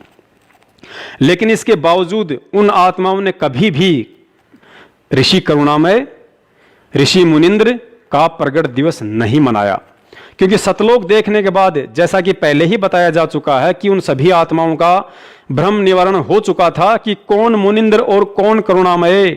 जो भी कुछ है वो केवल यही है जो आज हमारी पकड़ में है और जिसने सतगुरु रूप में आकर हमें नाम दीक्षा दी है और आत्म कल्याण का मार्ग बताया। पुण्यात्माओं, आज अपना आंकलन हमें स्वयं ही करना होगा कि पूर्ण सतगुरु से तत्व ज्ञान मिलने के बाद और उन महान आत्माओं के द्वारा आंखों देखा सतलोक का वर्णन करने के बावजूद भी सतगुरु के ज्ञान को आधार ना बनाकर किसी के भी इशारों पर कहीं भी प्रतिवर्ष कबीर प्रगट दिवस में शामिल होकर हम आदरणीय गरीबदास जी महाराज जी की इस वाणी के अनुसार सतलोक की तरफ कदम बढ़ा रहे हैं या कुत्ते की योनि की तरफ। सतगुरुदेव जी ने सत्संगों में बताया कि एक समय जब जबरील नाम का देवता हजरत मोहम्मद जी को ऊपर लेकर गया तो रास्ते में उन्हें एक ऐसा व्यक्ति दिखाई दिया जो स्वर्ग की तरफ देखता था तो खुश होता था और नरक लोक की तरफ देखता था तो रोता था। हजरत मोहम्मद जी के पूछने पर जबरील ने बताया कि यह बाबा आदम है, स्वर्ग में इसके नेक बच्चे हैं जिन्हें देखकर यह खुश होता है और नरक में भी इसी के नालायक बच्चे हैं जिन्हें देखकर यह रोता है। तो पुण्यात्माओं, आज वो हालत हम नीच आत्माओं की वजह से हमारे सतगुरुदेव जी की हो रही है। कलयुग की पिछली पीढ़ी में हमें मानव जन्म देकर सतगुरु रूप में वह परमात्मा खुश होता है और बार बार हमें पुण्यात्माओं शब्द से संबोधित करता है, तो दूसरी तरफ वह परमात्मा तत्व ज्ञान की इतनी बारिश करने के बाद भी हमारी भेड़ चाल को देखकर सत्संग करते करते रोने भी लगता है, क्योंकि पिता होते हुए भी उसे अपने पिता होने के सैकड़ों प्रमाण देने पड़ रहे हैं। लेकिन इसके बावजूद भी हम मूर्ख प्राणी इतना भी नहीं समझ पा रहे कि हमारा असली पिता एक 650 साल पुरानी फोटो है या जो 8 सितंबर 1951 के दिन साक्षात प्रकट होकर पिछले 27 वर्षों से अपने तत्व ज्ञान रूपी शब्द दूध की खीर खिला रहा है, वो है। पुण्यात्माओं, हमारी बुद्धि इतनी मलिन हो चुकी है कि हम केवल उसी तरह से प्रकट रूप को परमात्मा मानते हैं जिस रूप में वह परमात्मा शिशु रूप धारण करके कमल के फूल पर प्रकट होता है। लेकिन क्या हमने कभी सतगुरुदेव जी के सत्संगों को गहराई से सुनकर विचार किया है जिसमें उन्होंने स्पष्ट संकेत किया हुआ है कि परमात्मा जिस उद्देश्य को लेकर यहां प्रकट होते हैं उसे पूरा करके ही जाते हैं। अब हमने इन 4 पंक्तियों को बहुत ही गहराई से समझना पड़ेगा कि परमात्मा जिस उद्देश्य को लेकर यहां प्रकट होते हैं उस उद्देश्य को पूरा करके ही जाते हैं। सतयुग, त्रेता, द्वापर और कलयुग में परमात्मा कबीर साहिब जी शिशु रूप में एक विकसित कमल के फूल पर प्रकट होने की लीला मात्र इसलिए करते हैं क्योंकि वेदों में परमात्मा के शिशु रूप में प्रकट होने वाली उस महिमा को यथावत बनाए रखना होता है। यानी कि वेदों में परमात्मा के सशरीर प्रकट होने का जो वर्णन है उसे एक उदाहरण पेश करके सिद्ध करना होता है, ताकि कलयुग की इस वर्तमान पिछली पीढ़ी में जब वह परमात्मा किसी साधारण से दिखने वाले मनुष्य रूप में प्रकट होकर तत्व ज्ञान प्रचार करे तो हम अपने पिता को आसानी से पहचान सकें। अतः कलयुग की प्रथम पीढ़ी में परमात्मा ने कबीर रूप में मात्र इसी उपरोक्त मुख्य कारण से कमल के फूल पर शिशु रूप में प्रकट होने की आवश्यकता पड़ती है और अपने उद्देश्य को पूरा करते हैं। अन्यथा वह समर्थ तो जब चाहे जिस उम्र में किसी भी रूप में कहीं भी प्रकट हो सकता है, जैसे आज संत रामपाल जी महाराज जी के रूप में प्रकट हैं। उसके 250 साल बाद वही परमात्मा बंदी छोड़ गरीबदास जी महाराज जी के रूप में हमारी चरम दृष्टि को धोखा देते हुए पुनः छुड़ानी में प्रकट हुए। बावड़िया, छोरी का छोरा और गरीबू कहलाया, लेकिन अपने उद्देश्य को पूरा करके चलता बना। उद्देश्य यही था कि कलयुग की प्रथम पीढ़ी में जो अनमोल तत्व ज्ञान उन्होंने धर्मदास जी को निमित्त बनाकर पवित्र कबीर सागर में लिपिबद्ध करवाकर छोड़ दिया था, उस ज्ञान में काल अपने नकली संतों के मनमाने आचरण व सोच आधार से मिलावट करवा देता है, जिसकी क्षतिपूर्ति के लिए उन्होंने गरीबदास रूप में आकर पुनः उस तत्व ज्ञान की एक नए रूप में रचना करनी होती है, ताकि कलयुग की पिछली पीढ़ी की जीव आत्माओं के लिए वह पवित्र ग्रंथ संजीवनी बूटी बन सके। और अपने इस उद्देश्य की पूर्ति के बाद वह परमात्मा चला जाता है। उसके बाद वह परमात्मा कलयुग की पिछली पीढ़ी में अपने पूर्व निर्धारित उद्देश्य को पूरा करने, अर्थात उनके द्वारा भिन्न भिन्न रूपों में प्रकट होकर भक्ति मार्ग की जो भूमिका सैकड़ों वर्ष पहले प्रकट होकर बनाई गई होती है, उसे अंतिम रूप देने के लिए एक संत रूप में आता है तथा अपने विधान अनुसार उसको पूरा करके ही जाता है। और वर्तमान में उनका पूर्व निर्धारित उद्देश्य लाखों करोड़ों आत्माओं का उद्धार करके सतलोक भेजने का है, जिसके लिए समर्थ होते हुए भी उस कबीर परमात्मा को 3 युगों में भिन्न भिन्न चोले धारण करके इतने पापड़ बेलने पड़ते हैं। पुण्यात्माओं, पापड़ बेलने का आप जी गलत अर्थ मत निकाल लेना। पापड़ बेलना एक मुहावरा है जिसका अर्थ है कि किसी विशेष मकसद के लिए तरह तरह के कष्ट उठाना। पुण्यात्माओं, आज हमें इस ज्ञान की गहराइयों में जाकर हम नीचों के लिए हमारे पिता के द्वारा उठाए गए उन सभी कष्टों और परेशानियों को समझकर मनन करना होगा कि हमारा पिता इतने कष्ट झेलता है और हम फिर भी नशे से बाहर निकलने को तैयार नहीं। विचार करें, 650 साल पहले कबीर परमेश्वर जी ने सत्संग किए नहीं, बल्कि आज इस समय उत्पन्न हम नीच आत्माओं के लिए सत्संग बनाए थे ताकि हम परमात्मा को पहचान सकें। यदि 650 साल पहले वह दयालु परमात्मा 120 साल तक तरह तरह के कष्ट और यातना सहकर सैकड़ों अद्भुत लीला ना करते तो चाहे आज हम कितने ही शिक्षित क्यों ना हो, उन्हें नहीं पहचान सकते थे। उदाहरण के लिए, फिल्म बनाने से पहले फिल्म प्रोड्यूसर के दिमाग में कहानी होती है, लेकिन उस कहानी को यथार्थ रूप देने के लिए अर्थात समाज के सामने 3 घंटे की फिल्म के रूप में पेश करने से पहले उसे कुछ पात्रों अर्थात फिल्मी कलाकारों का चयन करना पड़ता है ताकि उन सब की मदद से उस कहानी को एक फिल्म का रूप दिया जाए जिसे लोग आसानी से समझ सकें कि यह फिल्म क्या संदेश देना चाहती है। और यदि वह प्रोड्यूसर उस कहानी को अपने मुंह से सुनाए या किसी कागज पर लिखकर लोगों को पढ़ने के लिए कहे तो किसी भी व्यक्ति की रुचि नहीं बनेगी और ना ही समझ में आएगी। ठीक उसी फिल्म प्रोड्यूसर की तरह कबीर परमेश्वर जी ने कलयुग की प्रथम पीढ़ी में शिशु रूप में प्रकट होकर आज इस पिछली पीढ़ी के लिए सत्संग बनाए कि राम और कृष्ण की तरह परमात्मा कभी किसी मां के गर्भ से नहीं आता। परमेश्वर ने 120 वर्ष तक एक आम नागरिक की भूमिका करके सत्संग बनाया कि यदि हमने परमात्मा की प्राप्ति करनी है तो इस काल लोक में कितनी आधीनी चाहिए। परमेश्वर ने सत्संग में बताया और परमेश्वर ने सत्संग बनाया कि मैं समर्थ होकर भी एक जुलाई की टूटी फूटी झोपड़ी में 120 वर्ष तक रहा, मेहनत करके अपना पेट और परिवार का पेट भरा, माया का संचय कभी नहीं किया, जो बचा उसे परमार्थ में लगाया।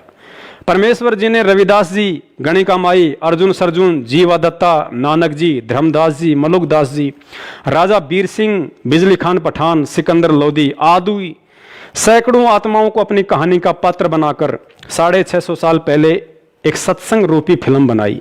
सिर्फ और सिर्फ हम नीच आत्माओं से आज कलयुग की इस पिछली पीढ़ी में यह उम्मीद करते हुए कि उस समय शिक्षा और सत्संगों को आधार बनाकर मेरे बच्चे मुझे पहचान लेंगे कि हमारा पिता 650 साल पहले काशी में धानक रूप में और आज हरियाणा के धनाना में जाट रूप में हमें संभालने के लिए आ चुका है। पुण्यात्माओं, विचार करना, हम जिस पवित्र पुस्तक भक्ति बोध से सुबह, दोपहर और शाम की आरती करते हैं उसकी भूमिका में हमारी पूरी गुरु प्रणाली लिखी हुई है, जिसमें प्रथम सतगुरु कबीर साहिब जी के बाद वर्तमान सतगुरु रामपाल जी महाराज जी सहित कुल 11 गुरु साहिबान हैं। लेकिन इन 11 गुरु साहिबानों में बंदी छोड़ शब्द सिर्फ और सिर्फ 3 ही नामों के आगे लगता है।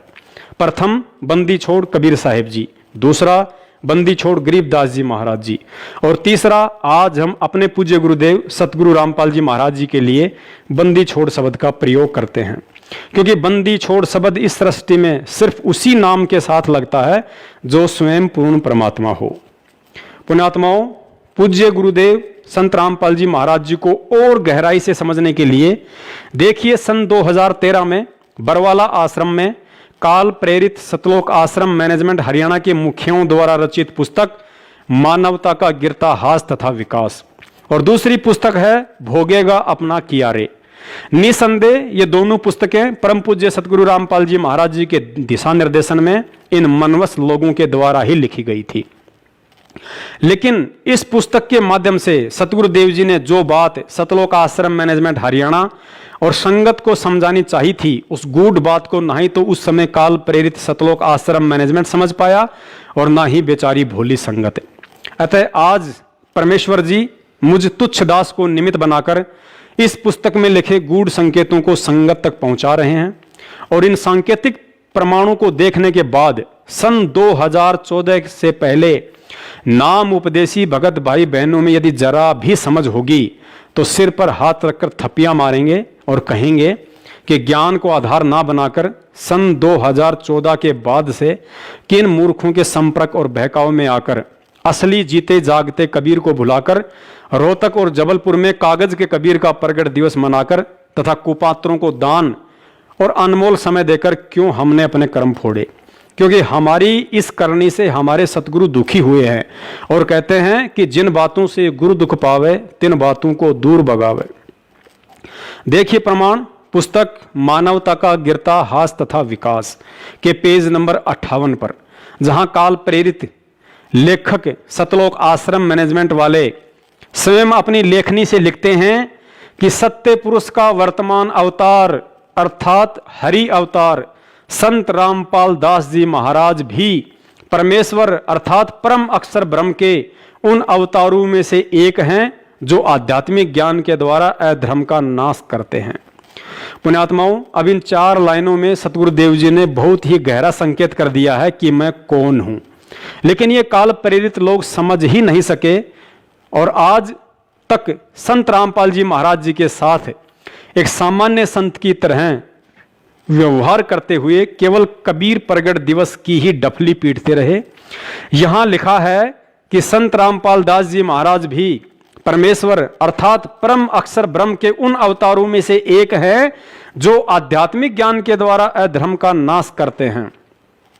अब दास इस लेखक भाई से और सतलोक आश्रम मैनेजमेंट के मुखिया सारनाम डिग्री होल्डर महेंद्र से पूछना चाहेगा कि यदि संत रामपाल दास जी महाराज परमेश्वर यानी परम अक्षर ब्रह्म के अवतारों में से एक हैं, तो भाई साहब कृपा करके यह बताने का भी कष्ट करें कि परमेश्वर यानी परम अक्षर ब्रह्म कबीर साहिब जी के और कौन कौन से अवतार आज से पहले इस धरती पर हुए हैं। चारों तरफ नजर दौड़ाने के बाद इनका यही जवाब होगा कि प्रथम अवतार सतयुग में सत सुकृत ऋषि थे, दूसरा अवतार त्रेता में मुनिंद्र ऋषि थे, तीसरा अवतार द्वापर में करुणा में ऋषि थे और कलयुग के प्रथम चरण में वह परमेश्वर यानी परम अक्षर ब्रह्म अपने वास्तविक नाम कबीर देव से आए ही थे। उसके बाद बंदी छोड़ गरीबदास जी महाराज जी के रूप में कबीर परमेश्वर पुनः छुड़ानी में आए थे। और उसके बाद यहाँ इस पुस्तक में सतगुरु रामपाल जी महाराज जी ने स्पष्ट लिखवा ही दिया है कि संत रामपाल दास जी महाराज परमेश्वर यानी परम अक्षर ब्रह्म के अवतारों में से एक हैं। पुण्यात्माओं, अब आप जी गहनता से परमेश्वर के तत्व ज्ञान आधार से विचार करना कि परम अक्षर ब्रह्म यानी कबीर साहिब जी काल निरंजन दुर्गा और ब्रह्मा विष्णु महेश की तरह अपने अंश अवतार सर्जन नहीं करते हैं, क्योंकि वह परमात्मा इन सभी देवी देवताओं और काल निरंजन की तरह किसी अन्य समर्थ शक्ति के ना ही तो अधीन है और ना ही असहाय है। अतः अवतार रूप में भिन्न भिन्न चोले धारण करके कबीर परमेश्वर स्वयं ही प्रकट होते हैं। विचार करें, सतयुग में सतसुकृत से लेकर कलयुग में कबीर नाम से वह परमात्मा किसी माँ के गर्भ से जन्म लेकर आया था या प्रकट हुआ था, बताने की जरूरत नहीं है। लेकिन गरीबदास रूप में भी वह परमात्मा प्रकट ही हुआ था, जिसका प्रमाण स्वयं उनके द्वारा रचित ग्रंथ साहिब की भूमिका में मिलता है कि शरीर त्यागने के बाद चिता से उनकी अस्थियां नहीं मिली थी और उसी रूप में छुड़ानी में शरीर त्याग कर गरीबदास जी महाराज अपने प्रिय भगत भूमड़ दास के बाग सहारनपुर में पुनः प्रकट होकर 35 वर्ष तक वहीं रहे। अतः समझदार भगत को समझने के लिए उनकी यही लीला पर्याप्त है कि गरीबदास जी महाराज जी के रूप में परमेश्वर कबीर साहिब जी माँ के गर्भ से आए थे या प्रकट हुए थे। और पुख्ता प्रमाण के लिए आदरणीय गरीबदास जी महाराज हमारी तरह कोई आत्मा थी या स्वयं परमात्मा थे। सुनिए 3 मिनट का अनमोल सत्संग, जिसमें सतगुरुदेव जी ने आदरणीय गरीबदास जी महाराज जी को स्वयं कबीर साहिब जी का अवतार बताया और यह भी स्पष्ट किया है कि कबीर साहिब और गरीबदास जी दोनों एक ही थे, केवल नाम की भिन्नता थी, शक्ति में कोई अंतर नहीं था। और अंत में योगियों का जिक्र करते हुए कहा कि वे परमात्मा थे। बंदी छोड़ सतपुरुष स्वरूप कबीर साहब तथा उन्हीं के अवतार बंदी छोड़ गरीबदास जी महाराज की अमृतमयी वाणी का खुलासा, सरलार्थ, भावार्थ व सारांश आज तीसरा दिन है सतगुरु की कृपा से। बंदी छोड़ की वाणी के अंदर वो रहस्य छुपा हुआ है जो कि आम भक्त आम संत के बस की बात नहीं कि इसमें से वो रहस्य को निकाल सके। उनकी अपनी कृपा जिस पर हो जाती है वही इस बात को ढूंढ सकता है कि सतगुरु महाराज इस वाणी के माध्यम से हमें क्या समझाना चाहते हैं। कथा कोई सुना रहे हैं और उसके अंदर समझा कोई और बात रहे। रामायण सुनाते हैं, महाभारत सुनाते हैं, इनकी इसमें इन्होंने आवश्यकता भी नहीं थी, लेकिन फिर भी लिखनी पड़ी, क्योंकि एक तो ये यथार्थता पैदा की हमारे मन के अंदर कि सतगुरु महाराज जो कह रहे हैं वो सत्य है, क्योंकि आज से लाखों वर्ष पहले की रामायण ज्यों की त्यों शास्त्रों से मिलती है। जबकि गरीबदास महाराज कतई अनपढ़ थे, कोई शास्त्र का ज्ञान, उन्होंने अक्षर ज्ञान नहीं था, वो पढ़े लिखे नहीं थे, लेकिन वो परमात्मा थे, इस बात का उन्होंने सिद्ध किया।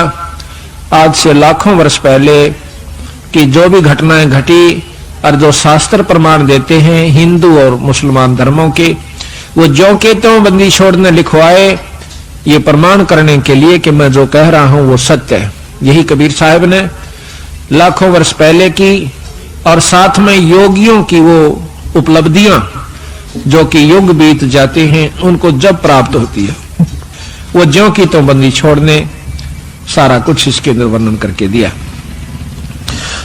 उन योगियों की उपलब्धियां बताई कि कौन सा ऋषि ने क्या उपलब्धि की, क्या साधना की, उसके प्रति उसने क्या उसके प्रति पाया फलस्वरूप, और फिर उससे आगे उसके साथ क्या बना, ये भी बंदी छोड़ ने इसमें लिख रखा है। तो इससे हमें ज्ञान होता है कि सतगुरु कबीर साहब व गरीबदास जी महाराज एक ही थे, सिर्फ नाम की भिन्नता थी, शक्ति में कोई अंतर नहीं था। पुण्यात्माओं, उसके बाद इस पुस्तक मानवता का गिरता हाथ तथा विकास में स्वयं सतगुरु रामपाल जी महाराज जी ने इन अनाड़ियों से गूढ़ बात लिखवा दी कि संत रामपाल दास महाराज जी भी परमेश्वर परम अक्षर ब्रह्म के उन अवतारों में से एक हैं। तो अब स्वतः ही सिद्ध हो जाता है कि जब सतयुग के सतसुकृत अवतार से लेकर कलयुग के गरीबदास जी महाराज जी तक सभी के सभी अवतार अपनी लीला करने के लिए मां के गर्भ से जन्म ना लेकर प्रकट हुए हैं, तो भला सतगुरु रामपाल जी महाराज जी आखिर कैसे किसी मां के गर्भ से जन्म लेकर आएंगे। अर्थात आज पृथ्वी पर परम अक्षर ब्रह्म कबीर साहिब जी पूर्व के अवतारों की भांति सतगुरु रामपाल जी महाराज जी के चोले में स्वयं अवतरित प्रकट परमात्मा है, और उनका भगत होकर वही इंसान दुनिया का सबसे मूर्ख व्यक्ति समझा जाएगा जो इतने प्रमाणों के बावजूद भी 8 सितंबर के दिन सतगुरु प्रगट दिवस के बजाय कबीर प्रगट दिवस ही मनाता रहेगा। अभी भी अगर किसी का मन नहीं मान रहा हो तो देखिए इसी पुस्तक के पेज नंबर 66 पर एक और पुख्ता प्रमाण, जहां सतगुरुदेव जी ने स्पष्ट लिखवाया है कि 12वें पंथ गरीबदास जी वाले पंथ में मैं परमेश्वर कबीर जी ही स्वयं चलकर आऊंगा, तब संत गरीबदास जी द्वारा प्रकट की गई वाणी को मैं कबीर परमेश्वर प्रकट होकर समझाऊंगा। अब पुण्यात्माओं को निपट अंधा और मोतियाबिंद का ही शिकार होगा जो यह प्रमाण देखकर भी नहीं समझ पाएगा, जिसमें गुरुदेव ने साफ साफ कह दिया है कि 12वें पंथ में मैं कबीर परमेश्वर स्वयं ही आऊंगा और प्रकट होकर संत गरीबदास जी की वाणियों का मतलब समझाऊंगा। अब सर्वविदित है कि आदरणीय गरीबदास जी महाराज जी की वाणियों को श्री आसाराम बापू या राम रहीम जी ने तो समझाया नहीं है, और जिन्होंने समझाया है उन्हें आप जानते ही हैं। फिर हर साल जून के महीने में कागज के फोटो को भगवान मानते हुए उसका प्रकट दिवस मना कर आखिर कब तक अपनी अंधता, मूर्खता और अज्ञानता का प्रमाण देते रहोगे?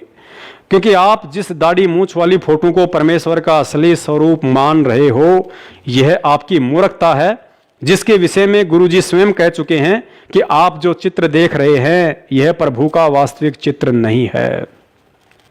एक प्रमाण आपको और देते हैं कि 650 साल पहले ही नहीं बल्कि सतयुग, त्रेता और द्वापर में भी परमेश्वर कबीर साहिब जी अपने सतलोक वाले वास्तविक स्वरूप में कभी नहीं आए। पुण्यात्माओं, इन 21 ब्रह्मांडों में यदि परमेश्वर कबीर साहिब जी के असली स्वरूप से कोई परिचित है तो केवल 2 ही प्राणी है, पहला काल भगवान और दूसरा उनकी पत्नी दुर्गा है। प्रथम सतयुग में जब परमेश्वर कबीर साहिब जी सतसुकृत रूप में इस पृथ्वी पर आए तो अपने पुत्र जोगजीत जी के रूप में आए थे, क्योंकि सतगुरुदेव जी ने बताया कि प्रथम सतयुग में पृथ्वी लोक पर आने से पहले तपतशिला पर काल और परमेश्वर जी की बातचीत हुई थी।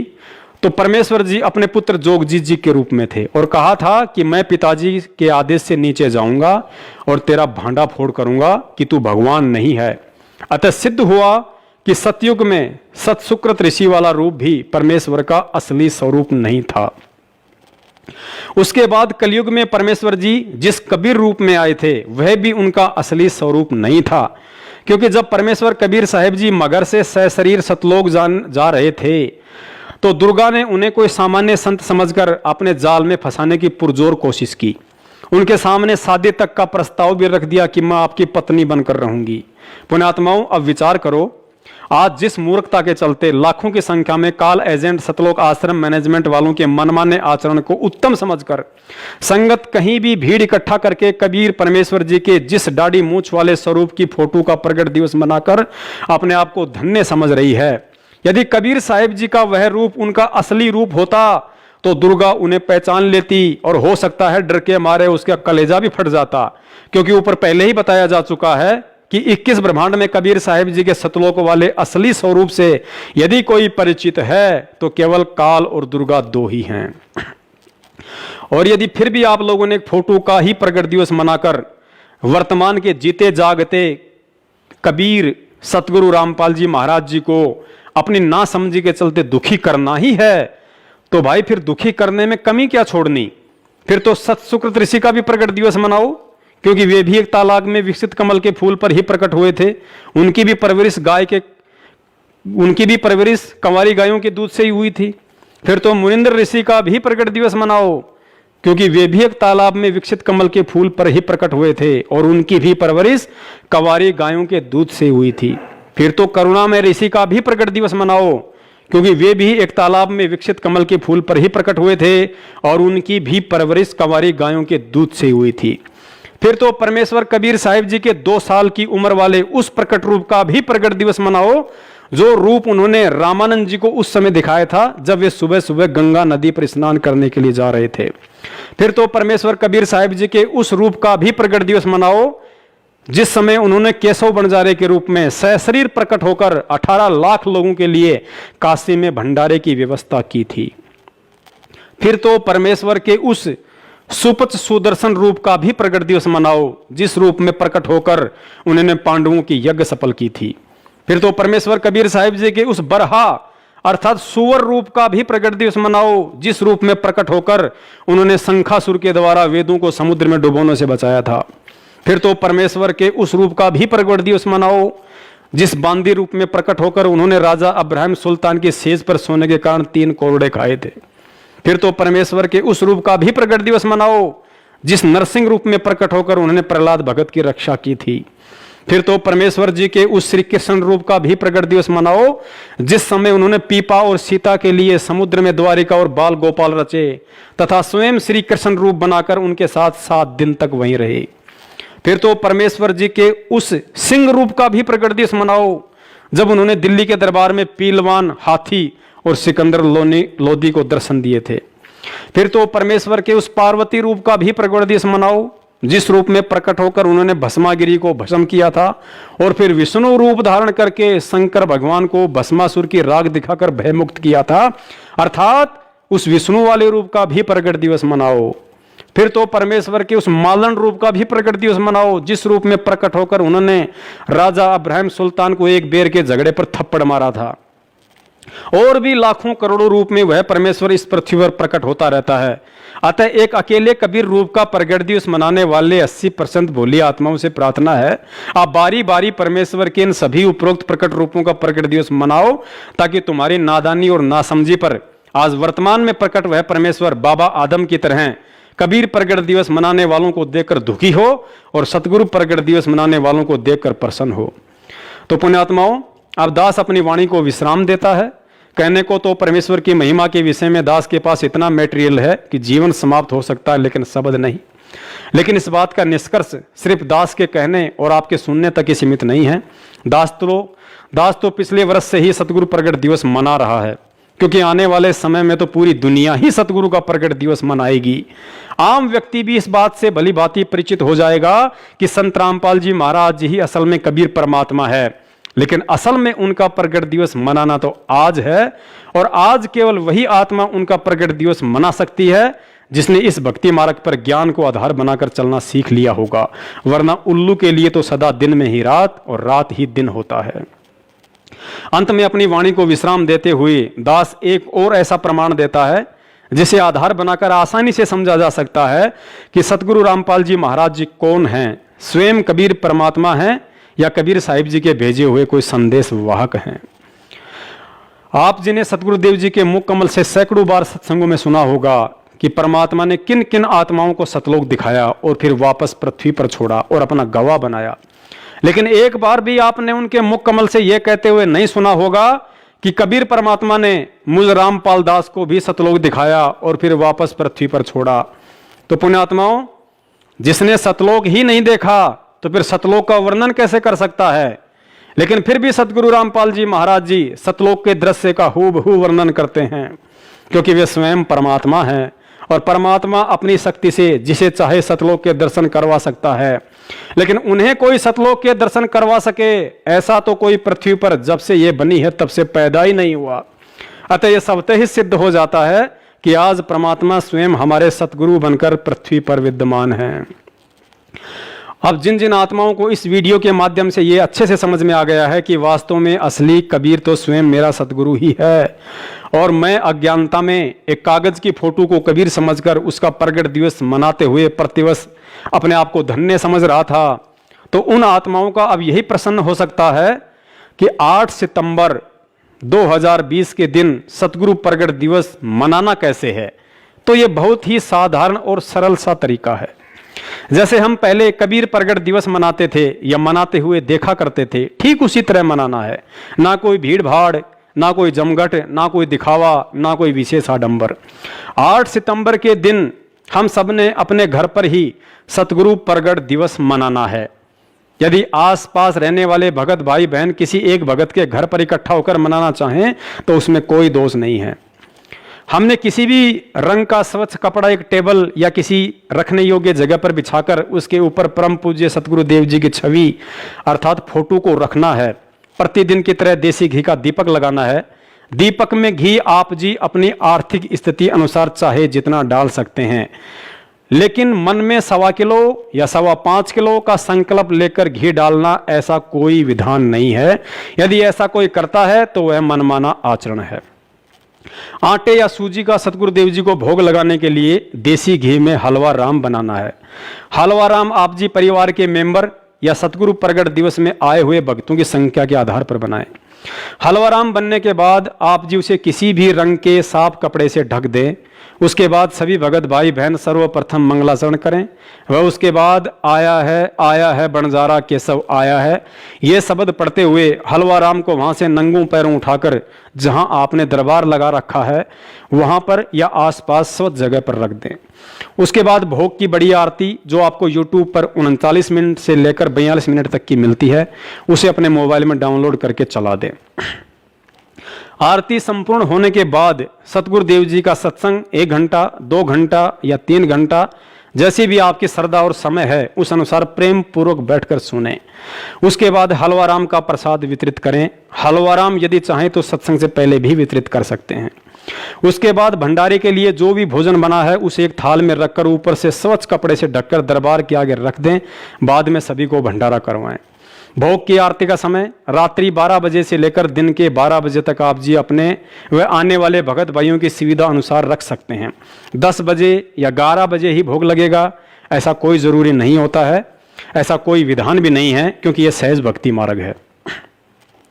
कुछ लोगों की अपनी मनमानी सोच होती है कि परमात्मा को भोग लगने से पहले कोई कुछ नहीं खाएगा, लेकिन यह उचित नहीं है। घर में बच्चे बूढ़े सभी होते हैं जिन्हें सुबह चाय नाश्ते की जरूरत पड़ती है। अतः रोज की तरह अपना चाय नाश्ता करें और उसके बाद ऊपर की प्रक्रिया को पूरा करें। परमेश्वर कभी भी अपनी आत्माओं को परेशान या दुखी करके भोग नहीं लगवाता है। वह तो हर पल हर समय अपने बच्चों को सुखी और खुशहाल देखना चाहता है। परमेश्वर 56 व्यंजनों से नहीं बल्कि विदुर जी की तरह यदि भगत का भाव सच्चा है तो उसके घर का साग रोटी खाकर अधिक प्रसन्न होते हैं। यदि भोजन भंडारा बच जाता है तो आप जी भक्तों को घर ले जाने के लिए दे सकते हैं। अपने अड़ोसी पड़ोसी अन्य जरूरतमंद व्यक्ति को भी भंडारा खिला सकते हैं, क्योंकि परमेश्वर को लगा हुआ अन्न जो भी आत्मा ग्रहण करती है तो परमात्मा से जुड़ने के लिए उसके भक्ति संस्कार मजबूत होते हैं। अतः सत भक्ति मार्ग में अपने पंडित आप स्वयं बनिए।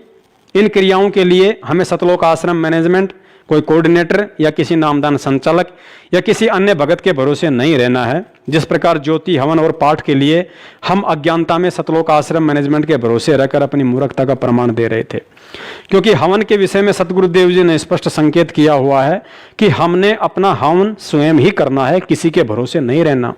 यदि आज भी ज्योति हवन के लिए कोई नामदान केंद्र पर पैसे जमा करवाता है तो सतगुरुदेव जी के इस सत्संग अनुसार उस भगत और उस अज्ञानी राजाओं में कोई अंतर नहीं है जो पंडितों को बुलवाकर हवन करवाते थे। और तीसरी एक हवन की यहाँ जोत जगह है परमात्मा की अखंड हवन। हवन पुण्यात्माओं, जैसे अभी तक आपने देखा ये ऋषि लोग गेर कर लकड़ क्यों कह के घर तक जा था, राजाओं ने पटा लिया करते, दुनिया ने उन्हें कह दे अच्छा हवन करो, वहां गेर के 2-3 धड़ी लकड़ी और ठोके दे लोटे भर भर घी के स्वाहा स्वाहो पाटो पकड़े। अब उसमें क्या था दोस्त, वो अच्छी बात है हवन करना, लेकिन वो तरीका प्रॉपर नहीं। न्यूकार ने आंधा न्योतर 2 बुलावे, अगर आंधे का निमंत्रण दोगे 2 आवेंगे एक की बजाय। तो कहने का भाव ये था कि वो ऋषि लोगों को हम क्यों बुलाया करते, क्योंकि हम अनपढ़ थे, उन्होंने अपना फायदा उठाया कि केवल एक ब्राह्मण ही पढ़ने का अधिकारी है, तुम अपना धंधा पीटो जिसका जिसा काम है। परमात्मा ने ये कहा कि देखो भगवान की भक्ति प्रत्येक व्यक्ति कर सकता है और प्रत्येक ही शिक्षित होना चाहिए, ये गलत कर रखा था इन्होंने। तो अब आप सारे शिक्षित हो गए। अब मालिक ने जो खेल खेला है, ये समय इंतजार किया है कि अब अपनी प्यारी आत्माओं को अपनी महिमा में अब बताऊंगा और सारे सबका समझ में आवेगी। अब आप सभी शिक्षित हो गए और सभी को मंत्र ये परमात्मा की वाणी याद होगी। छोटे छोटे बच्चा के पूरी आरती याद हो रही है भगवान की वाणी की। अब एक रुई, एक 1.5 ग्राम 2 ग्राम रुई लगेगी, एक जोत बना दे, खड़ी जोत लगा दी, उसमें घी डाल दिया जितने आपकी इच्छा है, 1 कटोरा भर दे, सारा दिन जलाए। तो उसमें वो घी उसमें डाल दिया और हम अपना मंत्र वाणी सुबह नित्यनेम करें, दोपहर रमैणी करें, शाम में संध्या आरती करें, ये भगवान की वाणी भी हम बोलते रहते हैं। तो वो भी हवन हो रहा है। उस लकड़ियों वाले हवन की तुलना में ये हवन श्रेष्ठ है, क्योंकि इसमें आप एक 100 ग्राम रुई में 1 क्विंटल घी हवन कर सकते हो। उसमें उसकी जोत ने जलन नहीं दे, उसमें डालने जाएगी। 100 ग्राम जोत में 1 क्विंटल घी हवन कर सकते हो आप। और लकड़ियां में 1 क्विंटल घी हवन करने के लिए कम से कम भी 20 किलो तक कम से कम लकड़ी जला देते हो। तो उन लकड़ियों के जलने से कार्बन डाइऑक्साइड अधिक होती है। उस 2 धड़ी यानी 20 किलो लकड़ी समाप्त की जलने की तुलना में एक 100 ग्राम रुई की का प्रदूषण उससे कई हजार गुना कम होगा। तो हमने ये अपनाना है। तो हम अपना हवन डेली करें हैं। अब क्या करा करते, कोई मृत्यु होगी, बुलाओ गुरुजी ने और हमारा हवन करियो 2-3-4 दिन। वो 2 दिन के हवन में किला टूट गया। रोज करो हवन अपना, एक जोत लगा दे, सुता उठ के हाथ पैर धो ले, नहान का ना फुर्सत मिले, कोई जरूरी ना होती नहाना। इसमें नहाए धोए क्या भ्याज है, मन का मैल ना जाए और मीन सदा जल में रहे, धोए बांस ना जाए। अंदर से अंतःकरण साफ हो, हाथ पैर जरूर धो ले, क्योंकि धार्मिक वस्तुओं का हाथ लगाने। और जोत ला दे, अपना मंत्र करता रहे, काम करता रहे, अपनी आरती बोल ले, जा नित्यनेम भी कर ले, रोटी पोए जा, नित्यनेम चलता रहे। आजकल तो आधुनिक बहुत से उपकरण हो गए हैं, वैसे भी याद हो जाते हैं कुछ दिनों में। और नहीं बैठ के अपनी किताब लेकर वह पढ़ ले। अब हवन हो गया तो हम अपना काम आप करेंगे जब बात बनेगी।